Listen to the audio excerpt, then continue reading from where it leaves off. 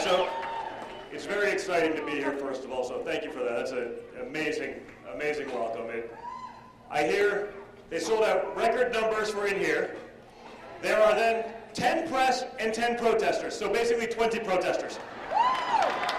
So we're doing pretty good. As a ratio, we're doing really, really good. But first of all, again, thank you so much for being here. It's really an honor, and it's great to be able to be down here to support Ted in his campaign. For those of you who didn't know, and this is a story I feel like I actually really have to tell, but for those of you who didn't know, there may have been a slightly contentious primary in 2016. But the reality is, a few weeks after that, there was a big dinner in DC, one of these sort of politicos, the AEI dinner, and me being the sort of Fifth Avenue redneck, I'm here a lot, hunting and fishing. That's all I do. So I was seated at the Texas table. And it was a lot of my friends and a lot of Ted's friends, and we were seated at the same table. So first few seconds were a little bit awkward, but both of us started having good conversation as we should. And at the end of that meal, all the guys were like, hey, Don, let's go back to the Trump Hotel on Pennsylvania Avenue. We'll hang out in the lobby. Some of them will have a couple drinks. Now, I know that in this week in particular, you're not allowed to have a beer if you are a conservative. Now, if you're a liberal, you can do cocaine and you can be the president, but that's okay. It's okay. We'll hold ourselves to a higher standard. It's fine. You liked that one, didn't you? Yeah, I saw that. All right. So at the end of this dinner, we're going back to the Trump Hotel. So I say to Ted, hey, you're more than welcome. Would you want to come back to us? And Ted Cruz came back with us, and this group of Texas boys sat in the lobby of the Trump Hotel on Pennsylvania Avenue 2 months after a contentious primary for 3 hours. And we had a ball, formed a good relationship. And let me say this, that wasn't easy. I mean it as a highest compliment. I don't know that if the shoes were reversed, that I could have done that. I'd like to believe that I could. But that's a testament to this man's character.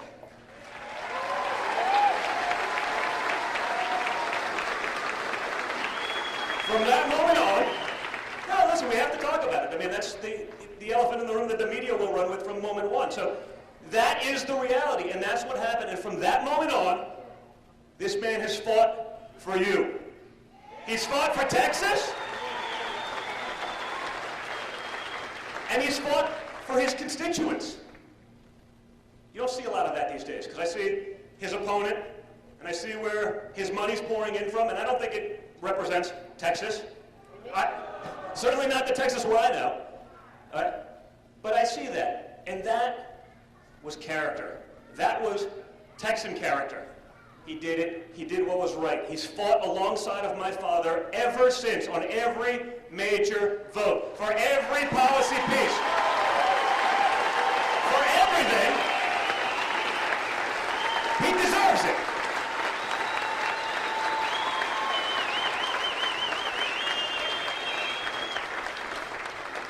He put aside any of those differences, and he did what's right for you, because that's his job. And he's doing it. That's a big deal. You don't see much of that in DC these days. So that's why I'm here. All right? Because if there's one thing that Donald Trump lied to you about, don't get scared, man. It's not a gaffe. She said, I promise. It's that you'd be sick of winning. Are you guys sick of winning yet? You sure? All right. Because my father said, he said, you'll be so sick of winning, you're going to come to me and you're going to say, Donald, please let the other side have a win. Please let these people who've been taking advantage of us for decades, let them have a couple more years. Now, we're not really participation medal type of people, are we? No. We're going to run up the score. We're going to keep doing it because it's about time. So where are we? Where are we? We're winning. But think about it. I do this all the time. and there's protesters, they can't figure this one out because I say, you know, the other side, what's their platform? Resistance, outrage? It's a lot of outrage. Now, what they're outraged about, I don't know. Because there is literally not a single economic metric where we are not better off today than we were 2 years ago. Not one. If you can name one, please speak up now. It doesn't exist. The economy is so good that Barack Obama is claiming it as his own now. Now, come on, all right. No booze. Of course it's ridiculous. It's the dumbest thing I've heard in both economics and politics. And that's a long list of dumb things. But we shouldn't necessarily fault him for that because he had no experience actually doing anything. He had no experience actually building a business. Remember the whole, you didn't build that? Well, yes, you did. Right? So he's taking credit for this now. But at the time, when my father said, well, why can't we have 3% growth? Why can't we have 3.5%? You remember this. Why can't we have 4? We're now at 4.2. Obama said, and I quote, well, there's no magic wand for that. No, there is no magic wand if you're incompetent. Now,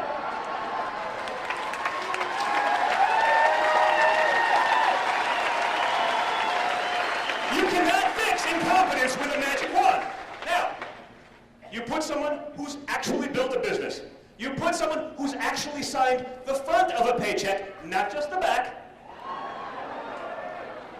You put someone in there who's had people such as yourselves, their livelihoods, their family's well-being, dependent on his success every day for decades, like my father has, with his tens of thousands of employees.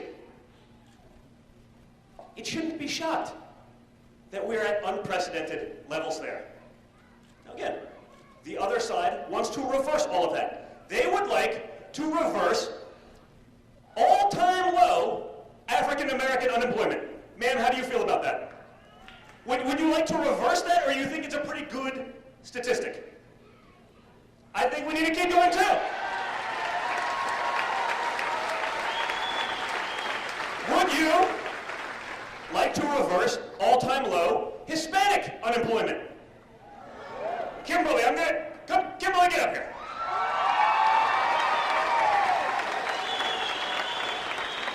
Everyone would rather have Kimberly, but I don't like to go after her because she's much better at this than I am. So, how do you feel about this, Kimberly?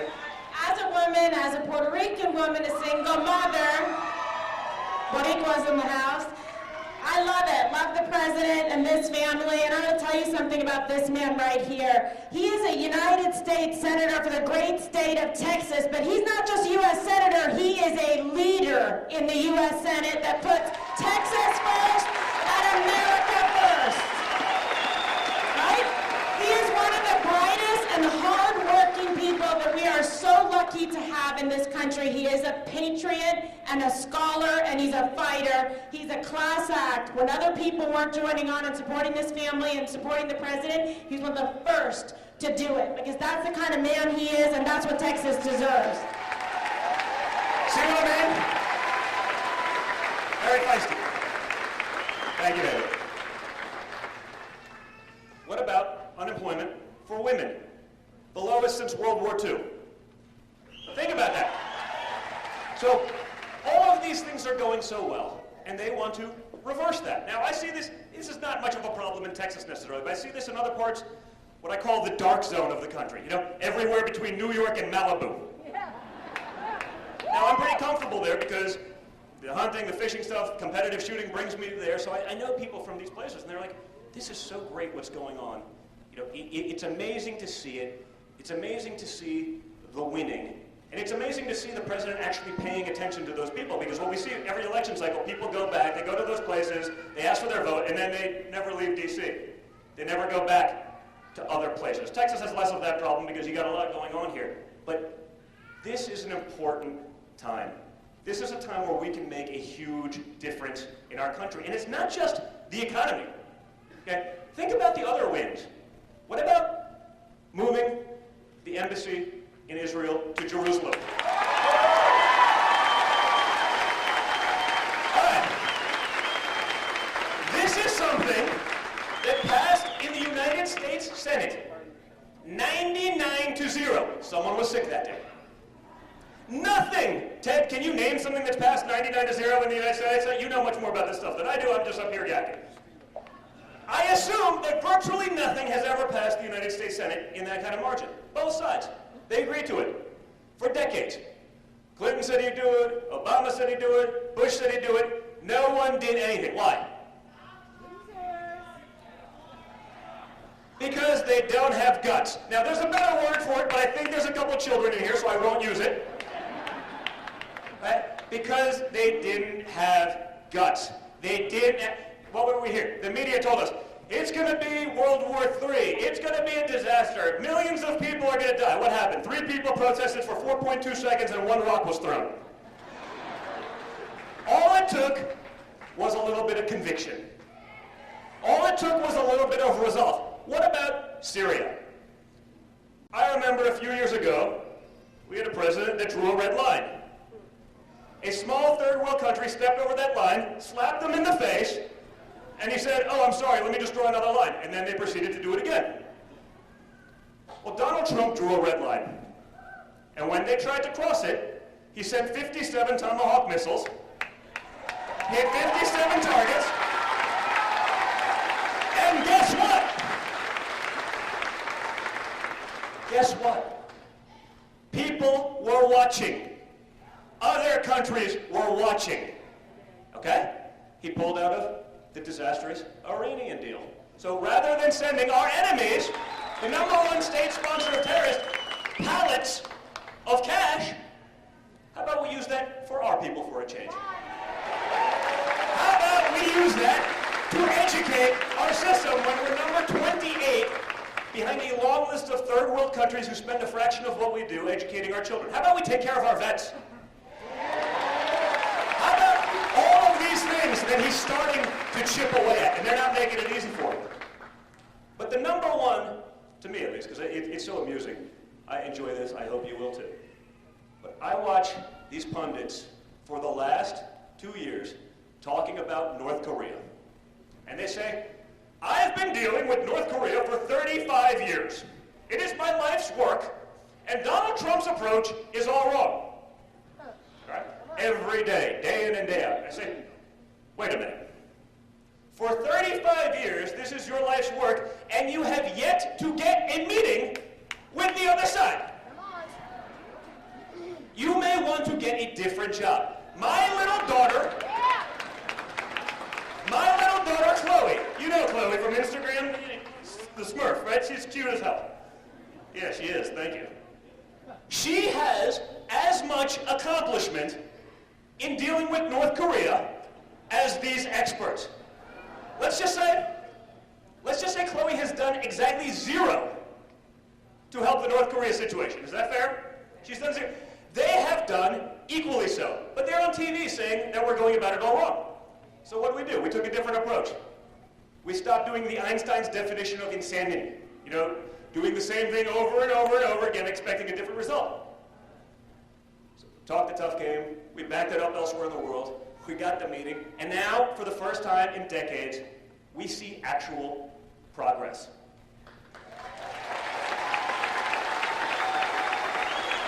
And it's amazing to watch. I mean, it makes me very proud.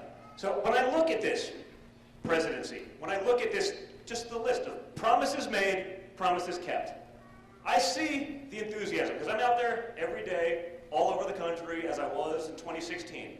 Guys coming up to me and saying, thank you so much, we love what your father's doing, this is incredible, there's money in my pocket, I can't wait to vote for him in 2020. But I say, well, that's great, but what about November? What's November? And that's the problem, okay? We are excited. We are getting everything that we wanted. Checklist after checklist, accomplishment after accomplishment. So we're a little fat, we're a little lazy. And the other side is motivated by nothing other than hate. Again, they want to reverse it. You heard my story. This is not the Democratic Party of old. This is not that party that you say, okay, they're reasonable people. I'm looking at policies. I'm looking at policies for the contender for Senate in the state of Texas that makes me wonder if he's not running for the mayor of New York City. Think about it. I'm like, well, that's a pretty extreme position if you're Bill de Blasio. But this guy wants to be senator in Texas? No way. That's why we need stalwarts like Ted. That's why we need to fight for him. Someone who actually believes in the Constitution. Someone who actually thinks we should put our own citizens ahead of those who are not citizens. Someone who's going to stand up for our incredible military and law enforcement. And this one's the no-brainer. How about someone that realizes that the Second Amendment wasn't some afterthought, a few hundred years later. It is literally the second thing after freedom of speech that our founding fathers thought of.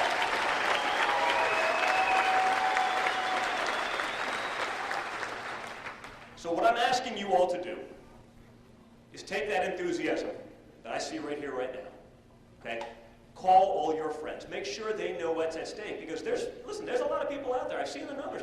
They say, you know what, the same fake news media that said Trump could never win is telling me he's going to lose the midterms. I'm not worried about it, because who could possibly vote against this kind of winning? Who can vote against these accomplishments? Guess what? They can. Hate is a powerful motivator. It's all they got, because the rest of the policy is stupid as hell. But they got a lot of the hate. I need you guys to come out in droves. I need you to call your friends. I need you to volunteer. I need you to motivate. I don't care if that friends in Texas, frankly, all over the country at this point. If we turn out, we win. But if we sit at home because we're happy and lazy, you think you saw dysfunction over the last 2 weeks in D.C.? You ain't seen nothing yet if you gave Nancy Pelosi the House of Representatives. If you gave Chuck Schumer the Senate. Let that be your motivation. All right? Let that be your motivation. And with that, it gives me incredible honor to introduce your incredible Senator, Ted Cruz. Ted,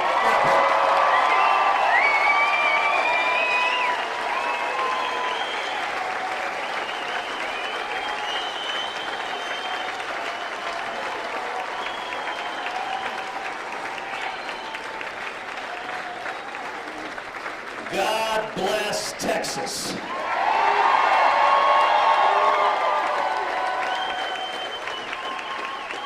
Let me say to Don and Kimberly both, thank you for being here. Thank you for being in the state of Texas. Thank you for standing up and fighting for 28 million Texans. I'll tell you, Don and Kimberly, they have been flying all over the country, helping turn people out, helping raise money, helping hold on and grow our Republican majorities in the House, our Republican majorities in the Senate, because the stakes right now, they ain't never been higher than they are right now.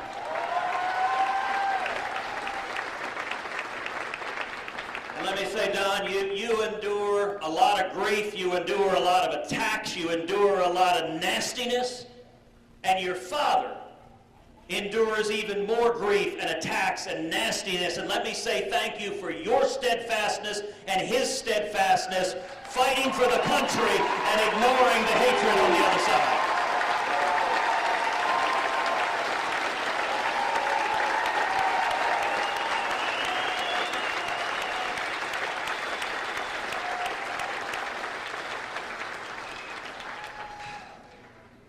This is a bitter and divided time for our country. But if you set aside all the rhetoric, if you set aside all the anger, and you look at the substance of what is happening, we are winning incredible victories for the American people.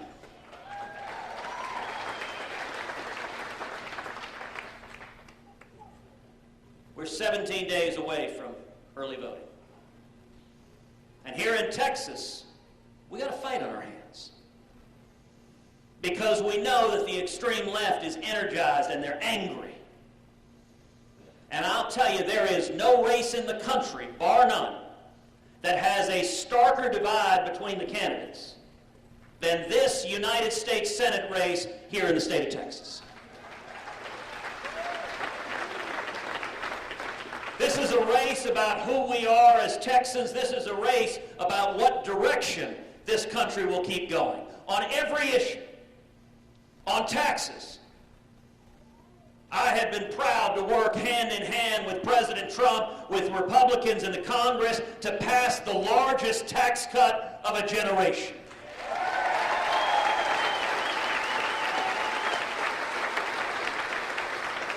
Cutting taxes on farmers, on ranchers, on small businesses, cutting taxes on job producers, cutting taxes on working men and women throughout Texas.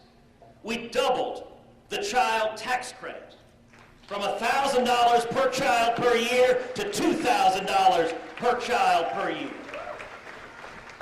For every parent in the state of Texas, that is real money to help take care of your kids. We doubled the standard deduction, which means starting next year, 90% of Americans will fill out your taxes on a postcard.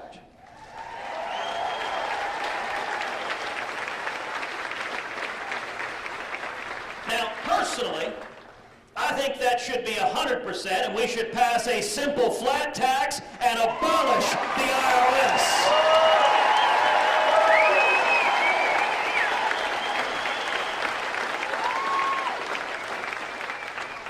But 90% is a very good start. You look at taxes and cutting taxes. It's benefiting Texas enormously. Whereas my opponent, Beto O'Rourke, he wants higher taxes. He wants to raise your taxes. He voted against the tax cut. Just last week, he voted against making the individual tax cuts permanent. And he went down to Austin. He did a big thing with reporters where he said, what is his answer? He wants to raise taxes on Texans. When he was on the El Paso City Council, he voted over and over again to raise property taxes. He voted in favor of something called a rain tax. Now let me ask you, what Texan in his right mind would tax rain? Listen, we celebrate when it rains. We don't tax you for it.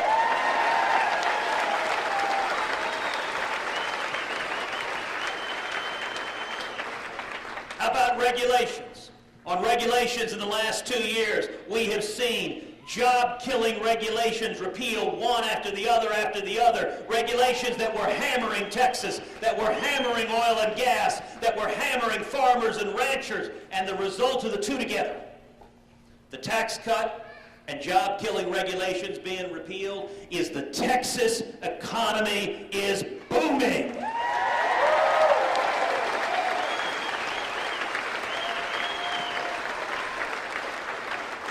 Right now today, in Texas, we are producing 33% more oil than we did in 2016.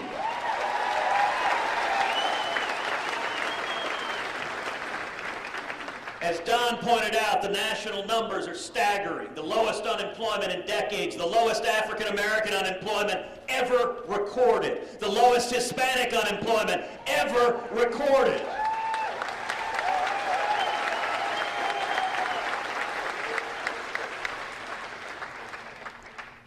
You look at the youth. There are a lot of young people here today.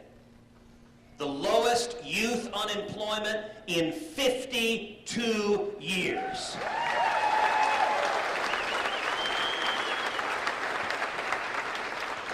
You know, at the end of the day, none of this is rocket science.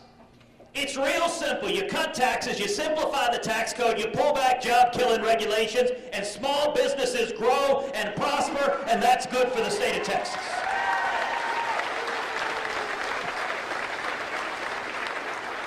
Now, where's Beto O'Rourke on all this? Well, he's voted in favor of carbon taxes. He's voted in favor of a $10 a barrel tax on oil for every barrel produced in the state of Texas.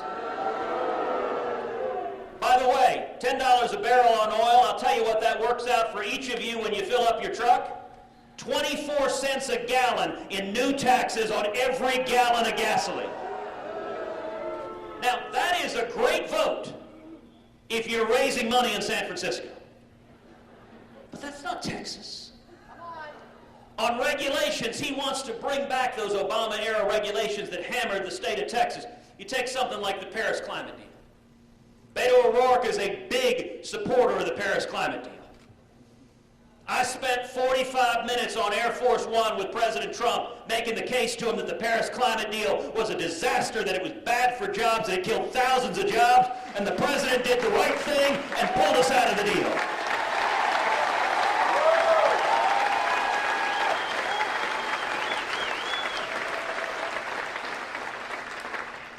On health care, I have been proud to lead the fight from day one in the United States Senate to repeal the train wreck that is Obamacare.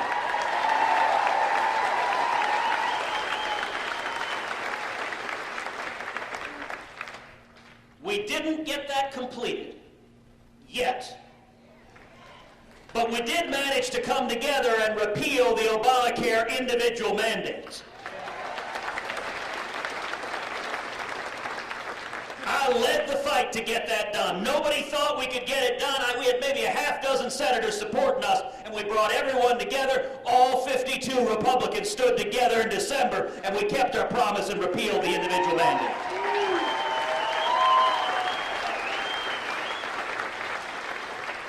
Now, when we grow this majority in November, we need to come back and repeal the rest of that disastrous law and lower premiums so more Texans can afford quality health insurance.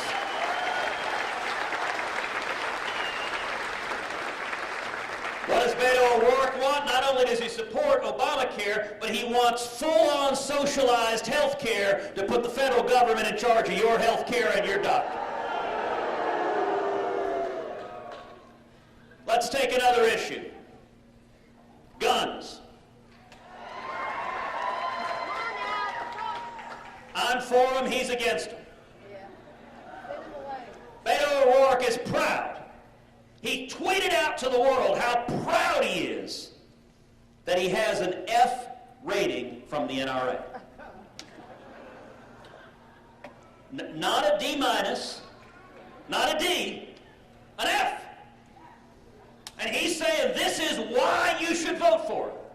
Well, you know what? I promptly retweeted it. Listen, if you want a big government, gun-grabbing liberal, well, the Democrats are giving you one. But here in Texas, we understand that you go after the criminals, you go after the bad guys, you lock up the criminals, and you protect the Second Amendment rights of law-abiding citizens.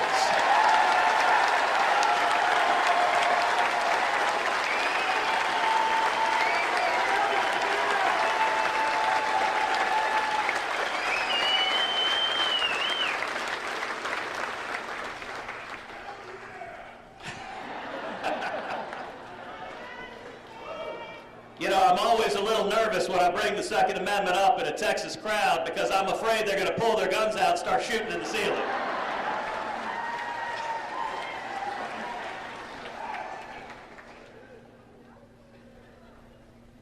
On Israel, in 6 years, I have worked day and night to be the leading defender of Israel in the United States Senate.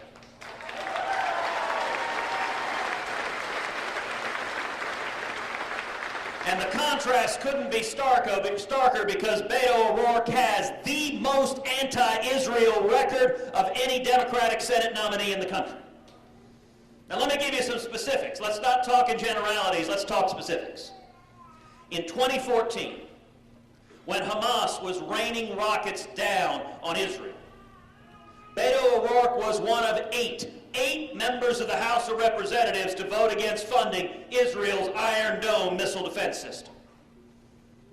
Virtually every Republican voted yes. Virtually every Democrat voted yes. Nancy Pelosi voted yes. Maxine Waters voted yes. Beto O'Rourke was a no. He wouldn't stand with the people of Israel. How about immigration? The what? The what? The what?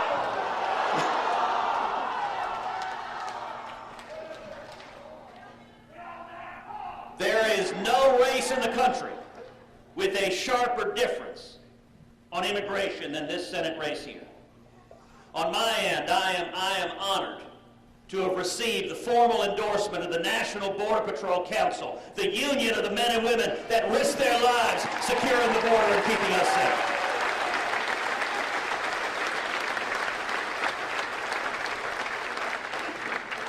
And when those union sector presidents from all up and down the Rio Grande, when they came together in McAllen to endorse me, the reason they said they did, they said out of all 100 senators, the one who is consistently leading the fight to build the wall, to secure the border, and to keep America safe is Ted.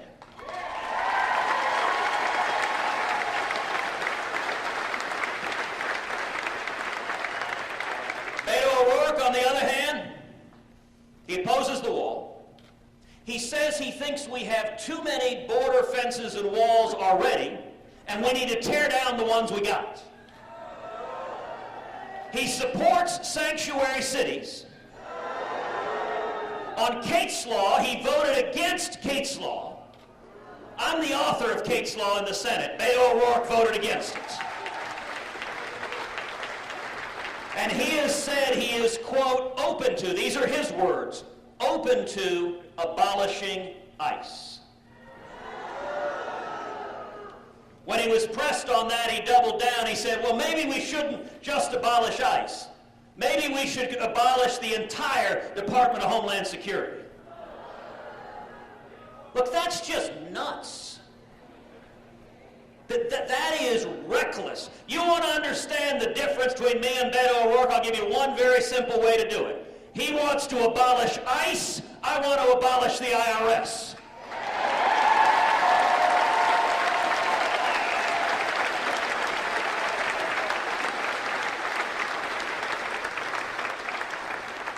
And Beto O'Rourke is the only Democratic Senate nominee in the country, the only one, who has come out explicitly for impeaching President Trump. He has said he would vote yes today, right now, to impeach Donald Trump. Now, you know what? That is great. If you want to raise money from Hollywood liberals, there ain't nothing better. But that's not Texas. Look, Texas, the economy is booming. Texas, we have more jobs. Texas, wages are going up. Texas, young people are coming out of school with hope, with futures and opportunity. And what does he want to do? He wants to descend Washington into chaos and stop it all in its tracks. That doesn't make any sense. But despite the fact that he is running hard left, and you know, in Texas, usually a Democrat at least pretends to run to the middle, at least pretends to be a moderate. Not in this race.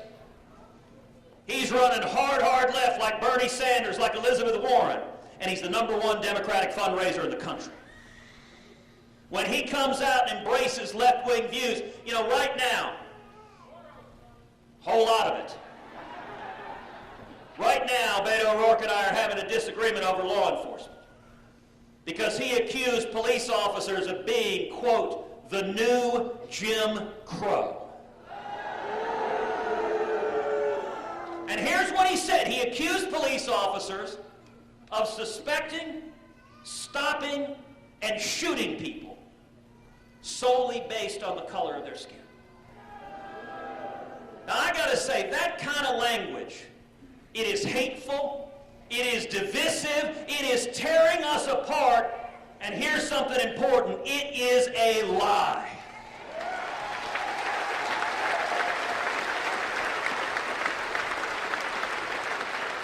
The men and women of law enforcement, each and every day stand up and risk their lives to keep us safe, to keep our children safe, to keep our communities safe, and I am proud to stand unequivocally with the men and women of law enforcement.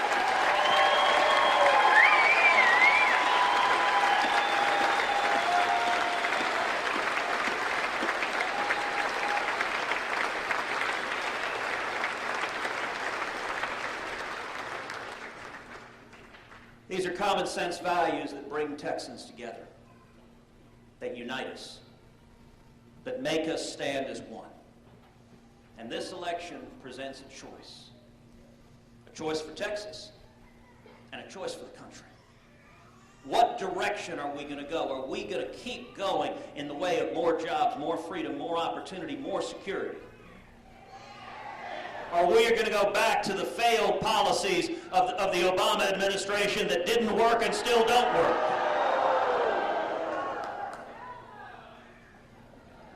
So y'all aren't conflicted on that. Well, we've got a dynamic here in Texas. The hard left is angry. That means, number one, tens of millions of dollars are flooding into the state of Texas. As Hollywood liberals and liberals all over the country, they want to turn Texas bright blue. But number two, we are going to see record-shattering Democratic turnout in November. Now here's the good news. This is Texas. And there are a whole lot more conservatives in Texas than there are liberals.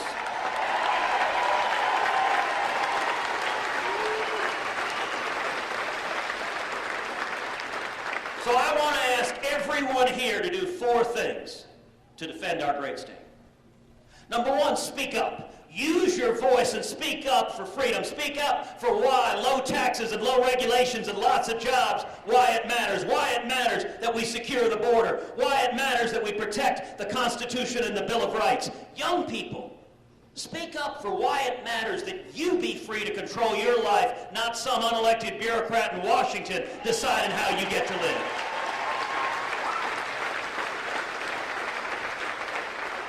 Number two, contribute.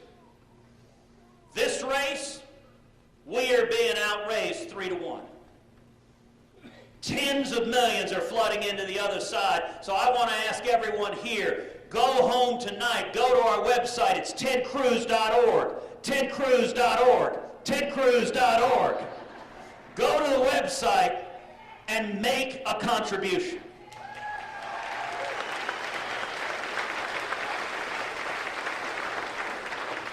Some of y'all have brought your checkbooks with you here today. By the way, for your young people, when you get home, you can Google what a checkbook is. For those of y'all that have brought your checkbooks here, we can take them. Raise your hand if you can take a check. All right, right here, this guy. Raise your hand high. This guy right here, by the way, I did that out in East Texas. 3 guys in the back of the bar, they raised their hand. I'll take a check. But just give it to Eric. Give it right there. If you can write a check right now, and I promise you, every penny we raise will go to informing, to mobilizing, to turning out common sense conservatives across the state of Texas.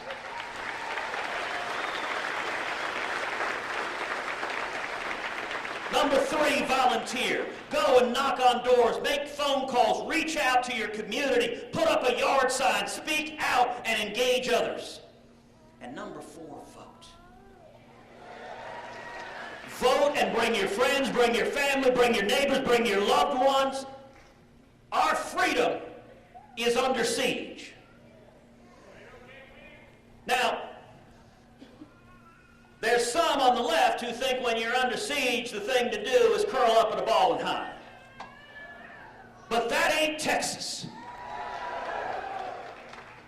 When they come for our freedom, we'll stand up and say, come and take it.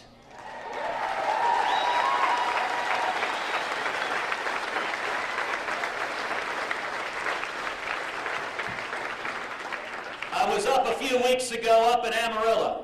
We were talking about the Second Amendment. An old rancher in the back said, come and take it. And this young liberal protester in the front wearing a Beto shirt said, "Oh, we will." That's this election.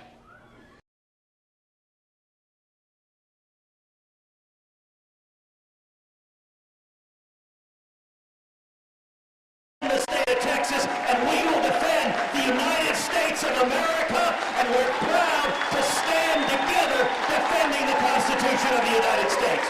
Thank you, and God bless you.